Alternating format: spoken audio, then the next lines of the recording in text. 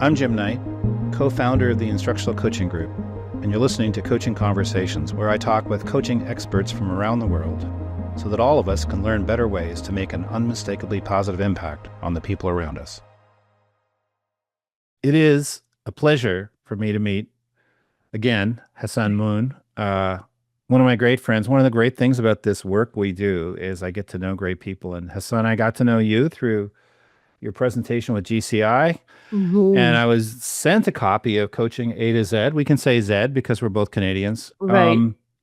And I didn't read it right away. I had Coaching A to Z. I don't know about that. And then I read it and I said, what a great book. And as I showed you before, look at all these stickies I've got here. Well, those are just the most important things. So Oh, let's see. thank you. Thank you Uh, for reading. It's such a great book. It really is an amazingly good book. And we gave it away at TLC. So tough luck for you if you weren't Mhm. there last year. You could have had it. But I would go out and get it.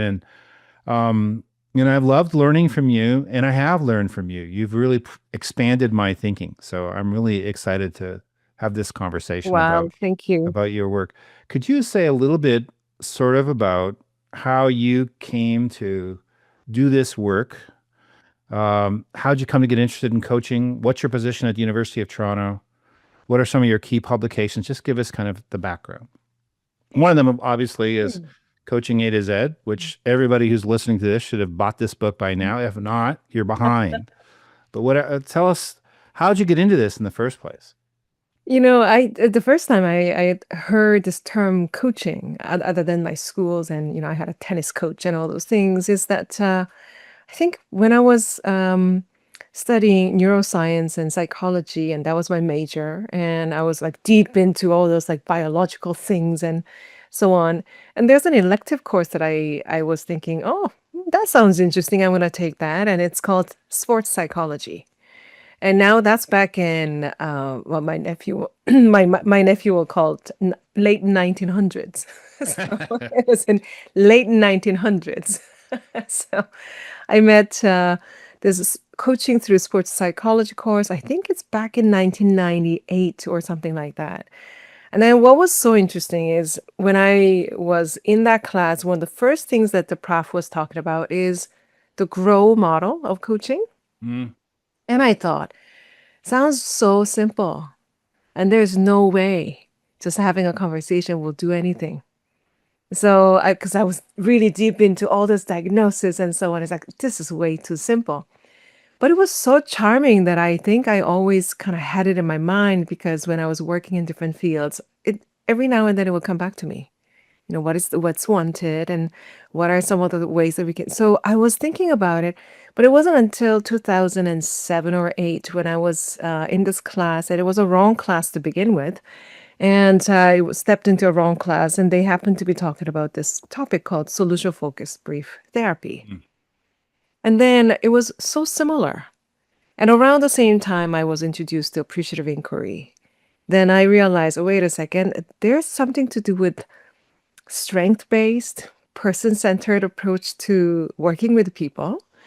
And, sometimes, Jim, when you meet something, it fits like a comfortable, like, glove or jacket. It fits you. hmm So I felt like that when I actually met it for the second time.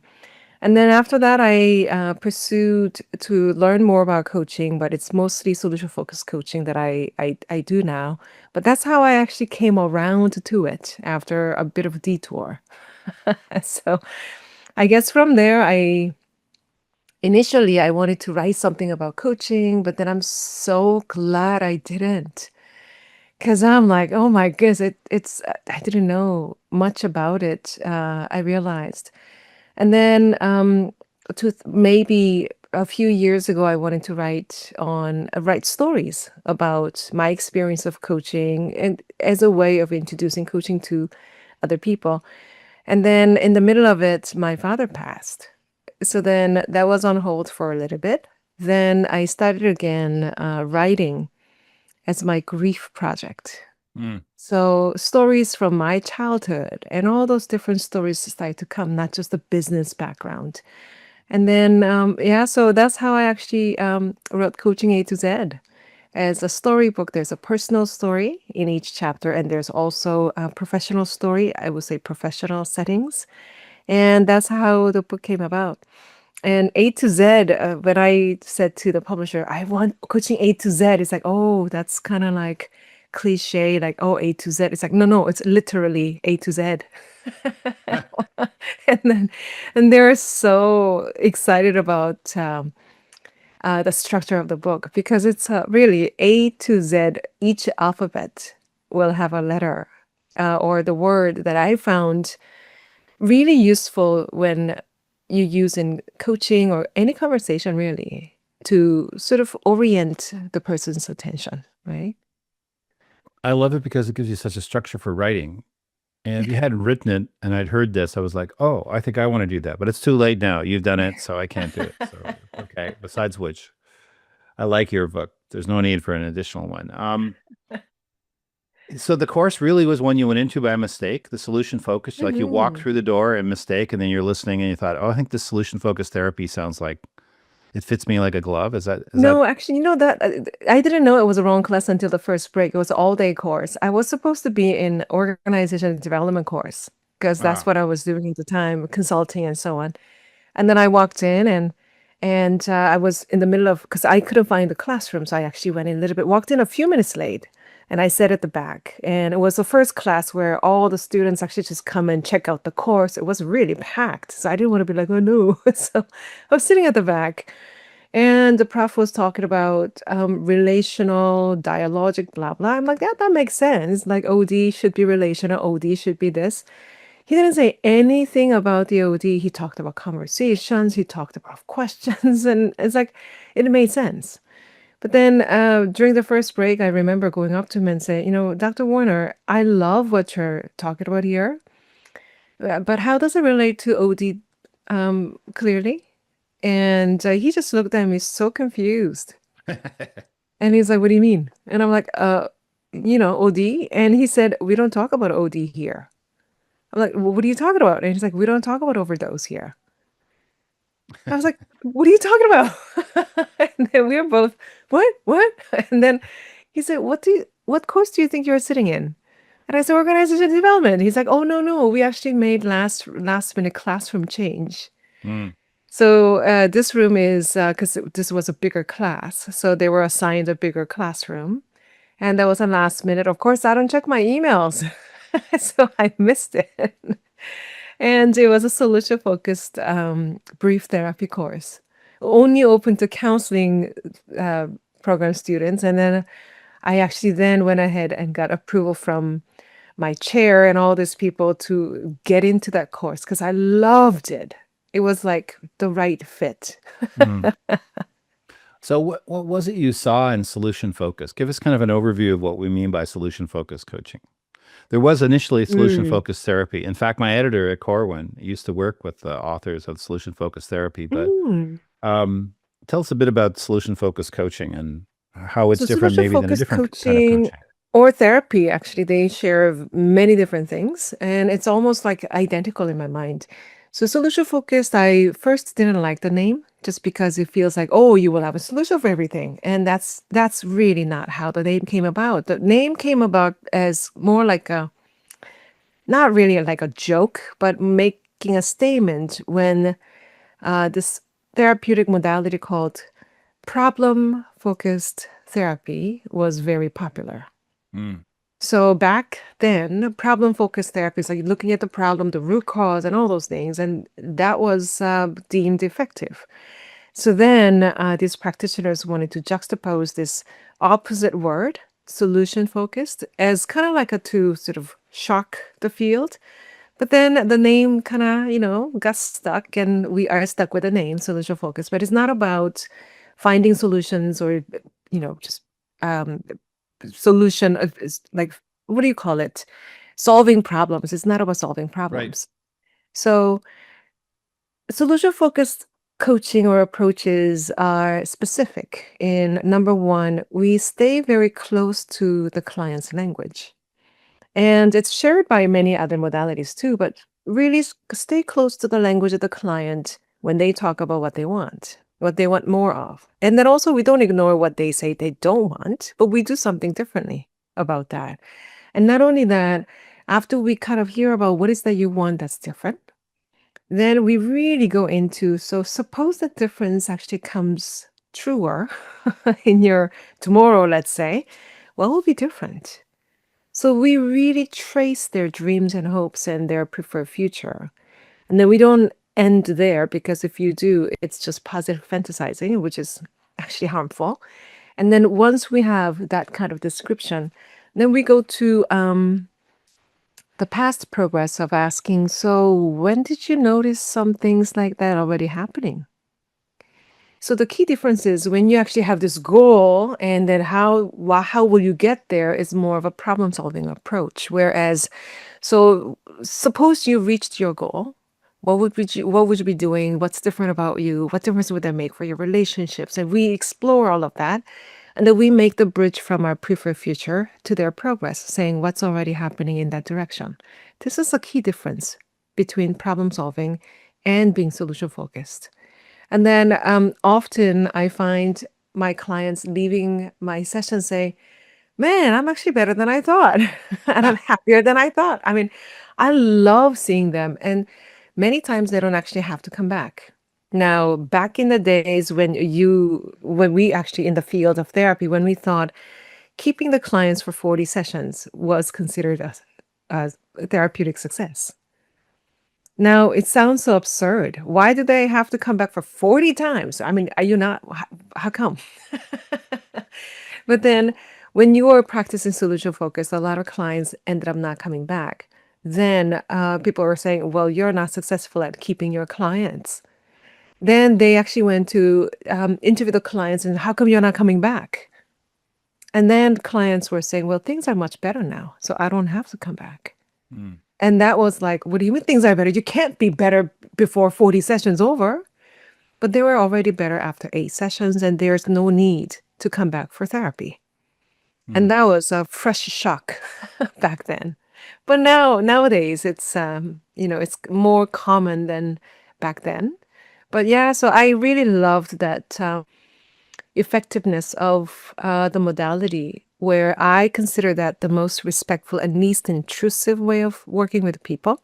So that's what I love about it. So tell me what you mean by least intrusive. Least intrusive is, let's say, we use questions a lot, right, Mm. in coaching. That's one of the misunderstandings of the coaching field, that we use questions as a main intervention. Mm-hmm. And when you think about it, question is quite intrusive. Mm-hmm. I think every question has assumptions in it. And like every question has presuppositions in it. And there's no such thing as a neutral question. Mm. So I often ask people, come up with a neutral question. And they say, well, what time is it? Or what's your name? Or, hey, I don't know, what's the weather outside like? And people say, that's a neutral question. Well, relationally speaking, it may not be, because if you ask me what's your name, I have an ethnic name. It may not be neutral. Because every time I have to explain, oh yeah, this is how you say it. Is that neutral? Or somebody that very good friend of mine who's trans, and she had to really fight for changing the name on her graduation certificate, because the Mm. school refused to change it. So, what's your name is not neutral, I can tell you that. So, how is the weather outside? My mom is a golfer. And when she asked that question, there is that presupposed sort of request. If is the weather outside good enough for golf? So every question that you think about, it has presuppositions. And sometimes when I listen to clinical conversations and questions used in that setting, and sometimes it's quite heartbreaking. And medical, clinical interviews that you go see a family doctor, and some of the questions are quite intrusive. And you wouldn't actually ask your friend those questions, but your doctors can.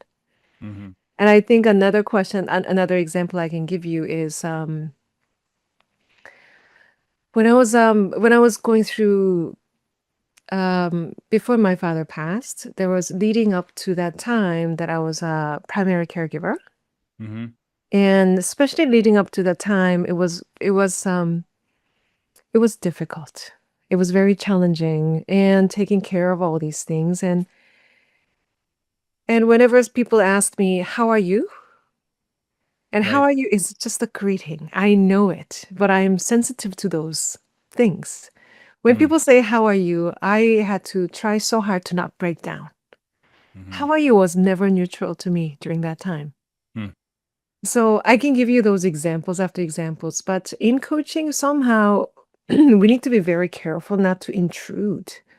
Because every question is asking, it's requesting for information that you don't even know um, how it's going to land for that person. So intrusion. So I think questions, we got to be careful with what kind of quest we are requesting from the other person. So yeah, in my mind, questions are very intrusive. That's interesting. I guess there's degrees of intrusiveness, though. Mm-hmm. So if I could say, have you ever had any addictions that you had a hard time shaking? It's a lot more intrusive than, how's the weather look? So Mm-hmm. there's degrees of and also there's the issue of questions that are leading or controlling kinds of questions, shaping kinds of conversational questions versus questions that, like Kate Murphy's distinction between switch responses and support responses. There's some questions that are Mm-hmm. more towards support and some that are more towards switch. So I think that's kind of interesting. Now, most people, I'm going to presuppose, when they think of questions related to therapy and coaching, would think it's really valuable to figure out what's the root cause. Just keep figuring out what's the problem you're facing and kind of go deep into figuring it out. But if I understand solution focused coaching, the perspective there is maybe it's a better thing to think about where we want to get to instead of where we are. Is that fair to say? And can you or clarify it if I haven't got it right? Hmm. I think a root cause assumes different things, but I mean, we can use root cause analysis in a solution focused way as well. So I could actually say, Jim, I actually got to know you a little bit through a few interactions and your work before I met you. And one of the things that I really appreciate about you is that inter- like integrity that you bring to the work, your faith, and you really like staying so authentic to what you are passionate about, but what you believe in. So this is how I experience you, Jim. So where is this coming from? Mm. Now that's a root cause analysis of your awesomeness. So I could do that too. But Yeah. really, Jim, if I were to ask you that question, where is this coming from?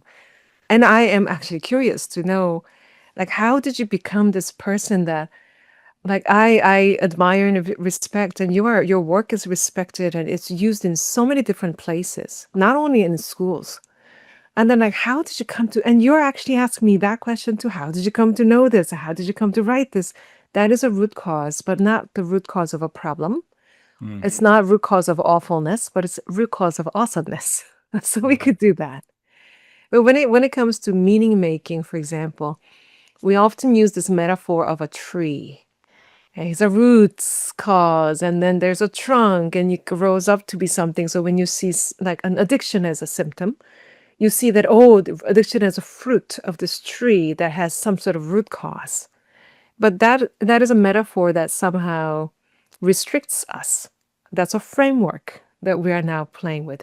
But what if we actually see it as not only root cause, but roots? Like, on that cover of A to Z, you see a potato. And the I potato do. is there, but there's no reference to the potato at all in the book. And it's a little joke that I actually make with people who know it. It's how meanings don't grow up. Meanings grow out in conversation. It's dialogic, it's rhizomatic. So it's not potatoes will grow up to be a tree versus potato will birth another potato, and they before you know it, there's a net of meaning. And that's how meanings grow in conversations. So that's why there's a potato. So in ways of solution focused thinking, we see meaning making as an interactional process. It's not an Mm, internal process. It's an I mean, one of the things that earlier I learned in coaching is this empty phrase that people say, coaching is all about bringing the answers within the client. The clients have all the answers. I'm like, that's not even true. mm, It might feel so noble to even believe, yeah, clients have all the answers. Well, actually, no, that's not what we see in research. So meanings that it gets co-authored and co-constructed mm. interactionally. Right. So that's what we pay attention to in solution focused approach more than more internal process or individual process. Yeah. Hence the term dialogue. By the way, I knew exactly that's what that potato was. I said Yeah, of that's course. knowledge being spreaded from one potato to the next and growing. I got it completely. I knew that was why it was there. Just kidding. I didn't think it was there. So I had no clue. In fact, I didn't even really notice the potato. Sorry. But now I will. And whenever I see it, I'll think of knowledge spreading like one potato to the next. One potato, two potato, three.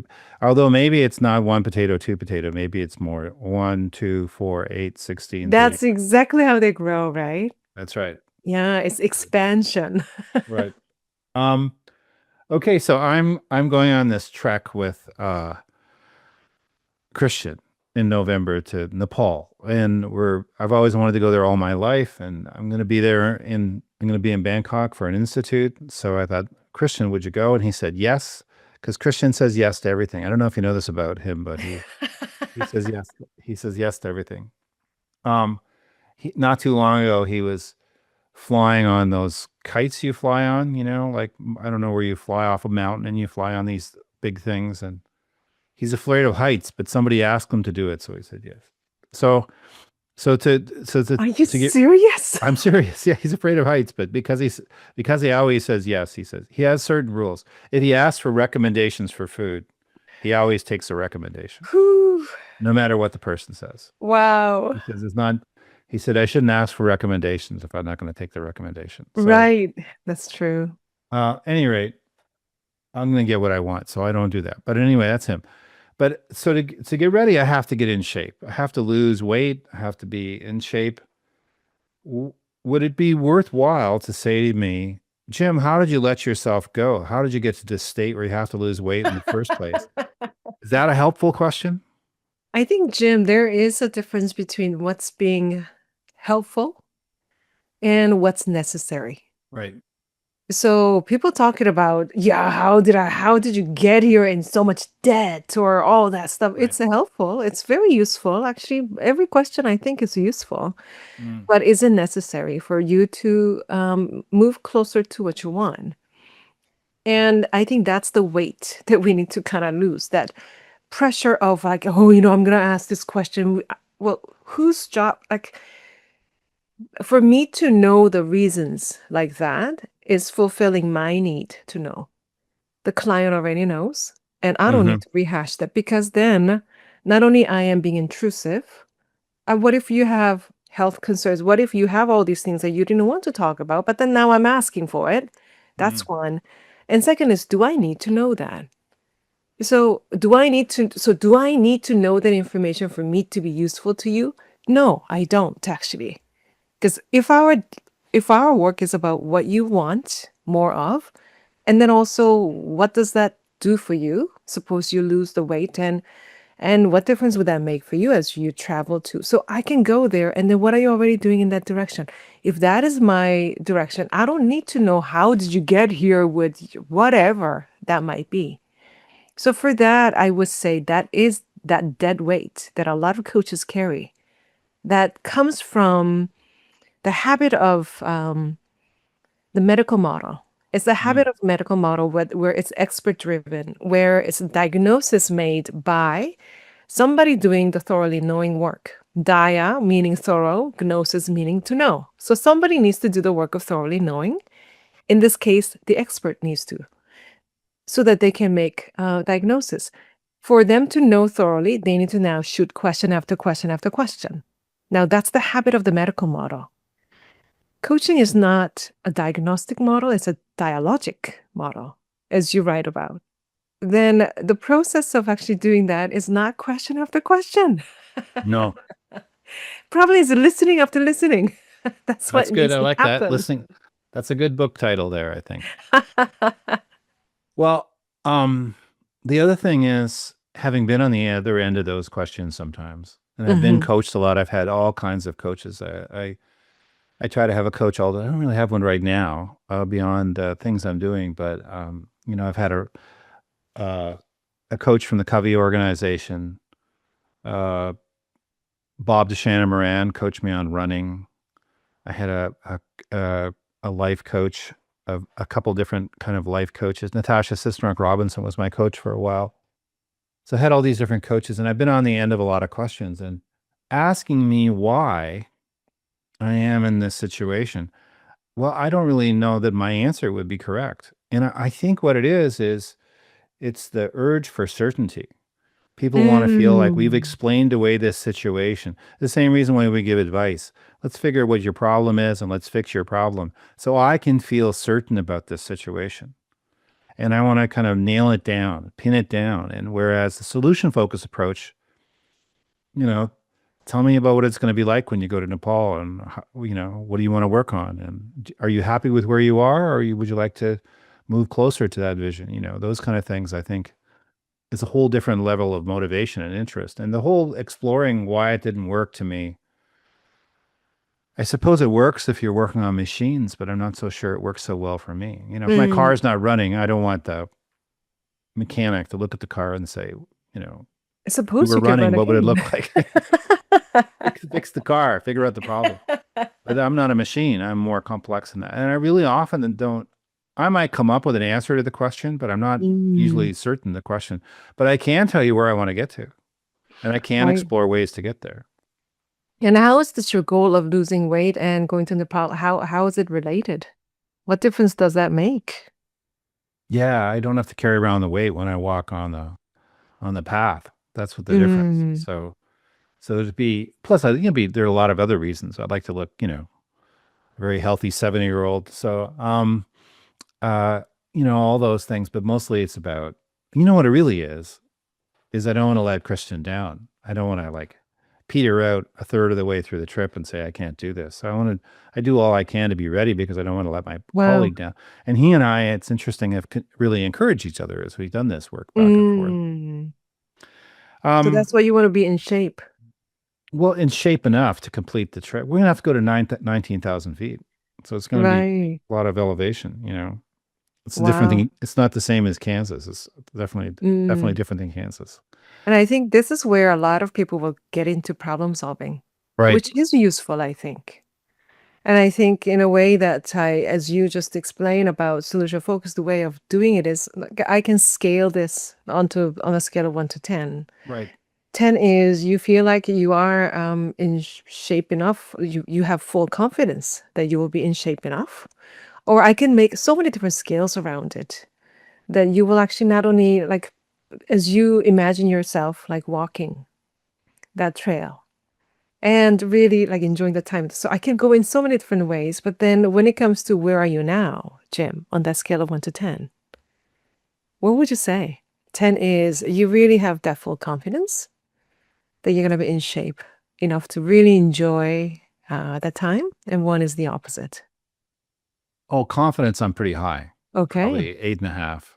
8.5. Where And I then am mhm, physically, mhm, probably 5 or 6. But 5 or 6. but in terms of where I am, yeah, I'm pretty confident I'm going to do it. And what I did is I focused on what's the thing I can do Mm, worst day, and I'm like, well, I cannot drink alcohol and mm-hmm. I cannot eat sweets. I can do that Right. on a bad day. No, I'm not living like that forever. Trust me. And if it's a really fancy restaurant, wine is okay. But generally speaking, and that's something I can take with me. So when I travel, I can Mm, live according to that simple rule. And so mm-hmm. having that rule plus walking every day, I think it's going to work. Mm-hmm. So I have a pathway. If we talk about hope theory, Mm. I have a pathway to the goal. And in on a way, on a scale of 1 to 10, you're at a 5 or 6 physically, and your confidence is 8.5. Yeah. So we can really play with this because I mean, doing a little demo for those people who are listening to it who may not know this. So often we actually want to push it towards 10. It's like, how, Jim, how are we gonna actually get to a 7 physically? And that's, yeah, that's useful. But I think even more useful way of having this hosting this conversation will be, how did you get up to a 5? What's different at 5 than 3? Where were you last that was a little bit higher and then 5? You can do so many things, but I want to be very playful. And Jim, I can do this. I can say, suppose your confidence personified is taking your physical self out to a bar.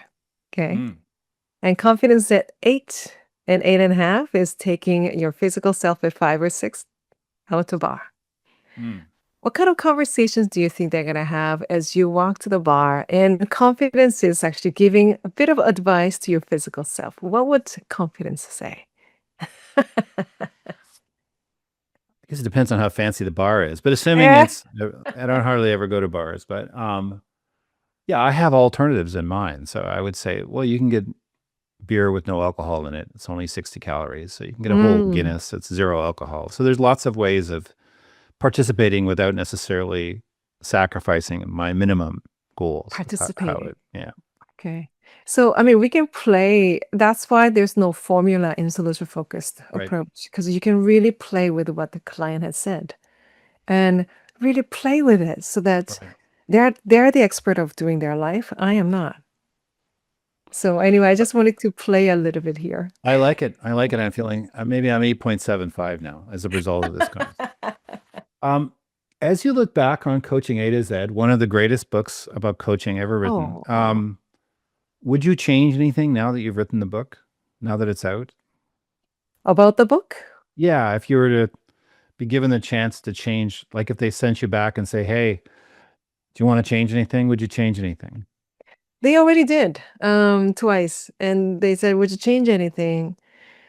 And funny enough, I think I need to put in a different QR code to link to something different. But in terms of the content, Right. I in terms of the content, I actually don't think so. What's interesting is I sometimes go back to my own book and reread some parts of it. I'm like, oh my gosh, that is so helpful. So it's so weird. I don't, because after a while, you don't remember that, oh, yeah, I wrote that. Hmm. So I still go back and look at it. And also, I'm so glad that it came out before the AI became popular because Mm, then I wrote every single word in the book.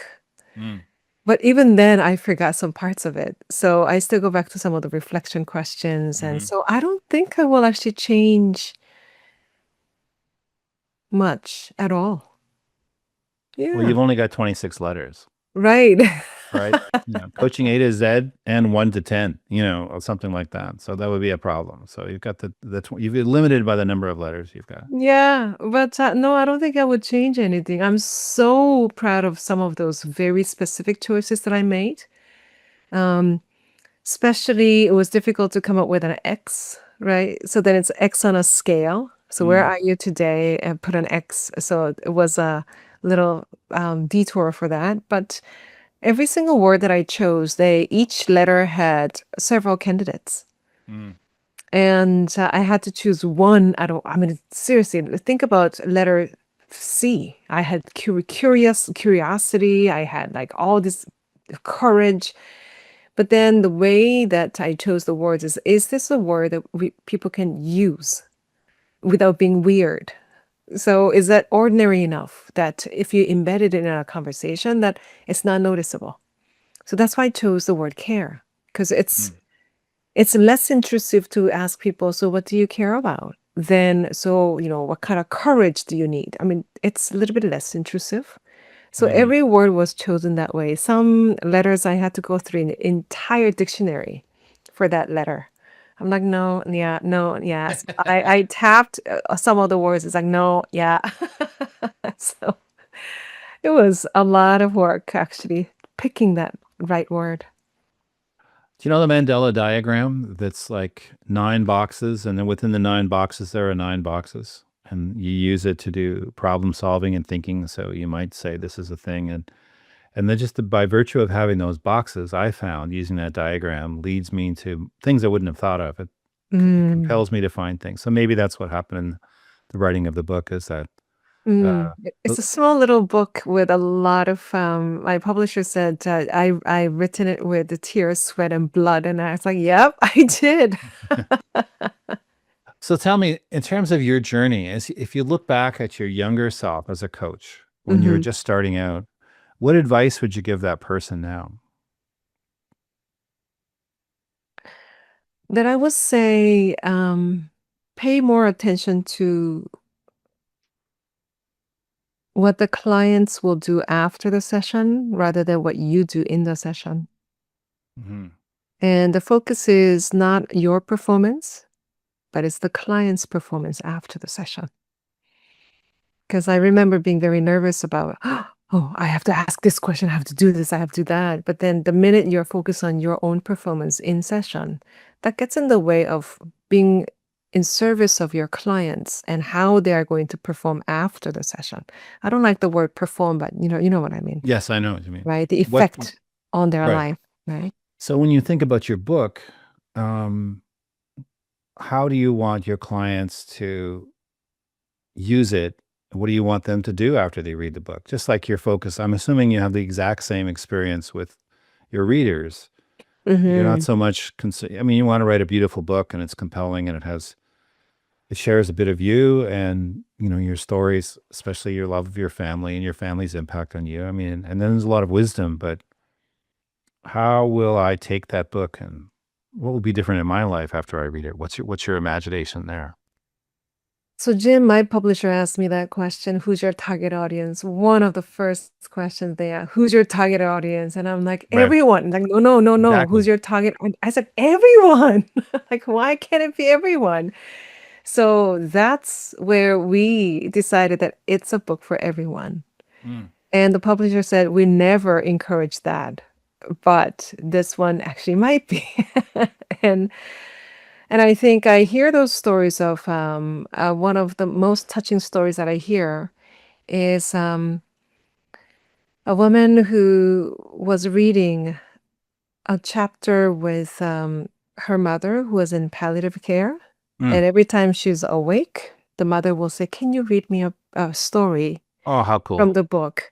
And the stories are so short. It's really like a couple minutes of one story. Mhm, So she will actually share that. And she sent me a photo together. And I was just so moved to mm, tears because the mother was listening to story in the H chapter, Hope chapter. mhm, And the mother said something so touching to her daughter. I'm not going to share the content, but mhm, it was so personal and so touching that I was weeping after hearing that story. Another story is someone else during summer holidays. I think the daughter was 7, and they were just sitting outside and started to read. And they made a point of reading to each other. So mm. 7-year-old daughter was reading a story to mother, and the mother was, Oh, and how cool. it was, and then for 7-year-olds to actually know and understand, to read and understand what it's talking about, I thought it was, I felt so, I don't know, validated that I did the right thing. If a Mhm, 7-year-old can actually understand the story, that's great. Because stories will stay. And I hope these stories will stay in those young minds. Right. So yeah, I don't know what people do with it, but I hear what they do with it and it encourages me so much. It brings me so much joy. mm. Yeah. Yeah, you So let I it think loose in the world and you see what happens. yeah, and Jim, I think that's it. How I see coaching also is how I see this book. I don't want this book to perform. I just want this book to be present. Mm, And I think that's what over time, I learned. I used to think that coaching, the focus of coaching is on performance. Actually, it's mm, not. Focus of coaching is really on presence. So I think my hope for the book is exactly that, that increasing that presence in people's lives and not performing. I'm tired of performing. I'm afraid you're not off the hook. I think that's going to have to keep happening. Oh no. So after you went to TLC, Hmm. you put a lovely post on Instagram about your experience there. Would you mind saying a bit about your experience with TLC? What your experience was last year when you were Mm. there? I think, Jim, I go to so many conferences and you do too, right? So I think I did like close to 50 conferences last year. Ooh. 50 is like almost one every week. So then some conferences I just fly in, do the thing, perform, leave. And some of them are like, okay, I just go and do the thing and leave to the next thing. Some conferences I actually stay. And I'm like, wait a second, this is, I want to stay. I want to stay. And other conferences, I feel like, okay, I'm home. And there are just a few handful conferences where I can say I'm home. And I just came back from one of them actually called Soul World. And I felt I'm home. And TLC was my first time walking in. There are so many people, Jim. There was like tables of tables. I don't know how many people were there, like 1,300 or something crazy like that. And it's just a huge room packed with people. And then it was my first time. It's so hard to feel like I am home. I belong here. And that's how I felt, Jim. Mm, Because there's something about not just because they're educators, but something about it's not just the content. Content, yes, but maybe something is a common purpose all of us actually had. mhm, It's something to do with changing conversations and something to do with the relational approach and really wanting something better for our next generation. And I think some people are so passionate. I am really passionate because, Jim, if we can change the conversations today, we're going to have a completely different society in 10 years when those kids grow up. mhm. So, how do we do this? And I felt right at home. So, I mean, that's how I remember this. And I can't wait to be there because I'm like, I'm coming home. So it was like, that was the feel that I actually got. And I'm so happy I'm part of this community now because really it's my home. It's such an interesting thing. Um, it's more about the community that develops, and I think the people that become instructional coaches or other forms of coaches in schools, they're learners. You Hmm. know, they're comfortable with the ambiguity of new things and changing things and modifying because that's what they Hmm. do. They help people learn. Right. And then there are people and there is that shared purpose. It's really that concept of collective efficacy. As a group, we Hmm. know we can do a lot, you know. Yeah. And Yes. it's very it's it's it's it's more than the content, though we have great content. Kim Scott's going to be there this year. Christian's coming Oh, back, and so it's gonna be okay. great. But it's going to be wonderful. But it is a whole different experience. So I'm Mm. really grateful you're a part of it. I have one last question. Yeah. So, what are one or two tips? This is probably not your kind of question. One or two tips, questions, moves, other suggestions you could share to Mm. help coaches do something tomorrow as they do their coaching, something they might want to try out.